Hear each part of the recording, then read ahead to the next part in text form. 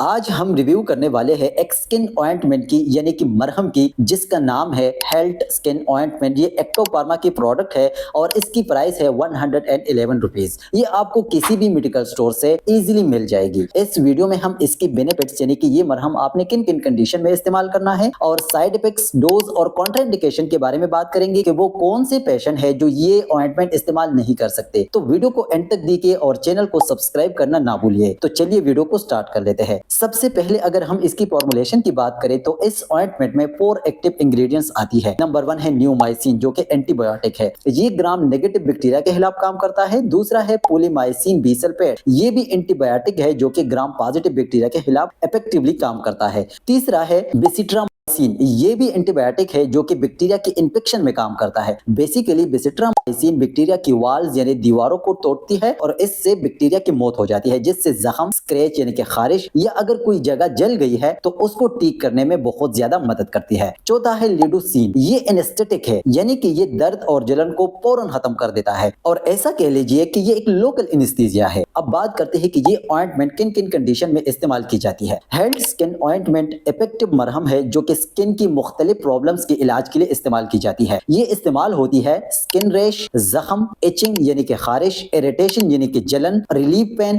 اگر آپ کی باڈی میں کہیں جگہ پہ پین ہو رہا ہے تو اسی جگہ پہ یہ مرہم لگائے، انشاءاللہ آپ کو بہت جلد اس کا اثر دیکھنے کو ملے گا۔ ہیلز وانڈ میں بھی آپ اس کو استعمال کر سکتے ہیں اور بھی بہت سارے ایسے انفیکشن ہے جس میں یہ استعمال کی جاتی ہے۔ بینیفٹس کی بات کریں تو بینیفٹ اس کی یہ ہے کہ اس آئنٹمنٹ میں نیچرل انگریڈینٹ شامل ہے جو سکن کی نرمی اور حفاظت کے لیے مفید ہوتا ہے۔ اس آئنٹمنٹ کی یہ بھی خاصیت ہے کہ یہ جلدی اثر کرتا ہے اور سکن کی خرابیوں کو تیزی سے بہتر کر دیتا ہے، اور یہ آئنٹمنٹ سکن کی جلن اور وانڈز کو بھی جلدی سے ٹھیک کرنے میں مدد کرتا ہے اور بیکٹیریا سے محفوظ رکھتا ہے اور انفیکشن کے خطرے کو بھی کم کر دیتا ہے۔ یہ آئنٹمنٹ آپ نے اپلائی کیسے کرنا ہے؟ تو اپلائی کرنے کا طریقہ یہ ہے کہ جس جگہ پر آپ نے لگانا ہو تو اس جگہ کو پہلے واش کر لے اور پھر ڈرائی کر لے اور اس کے بعد آپ نے اس کو اپلائی کرنا ہے۔ ایک مٹر کے دانے کے برابر آپ نے آئنٹمنٹ لینا ہے اور افیکٹڈ ایریا پر آپ نے اپلائی کرنا ہے۔ ہلکا ہلکا رب کرنا ہے، زیادہ ہارڈ رب نہیں کرنا، اور اسی جگہ پہ آپ نے ایبزارب کر دینا ہے۔ اور ضروری بات یہ ہے کہ یہ آئنٹمنٹ آپ نے آنکھوں سے، ناک سے اور منہ سے بچا کے رکھنا ہے ورنہ سیویئر پرابلم ہو سکتے ہیں۔ اگر ہم اس کی سائیڈ ایفیکٹس کی بات کریں تو یہ آئنٹمنٹ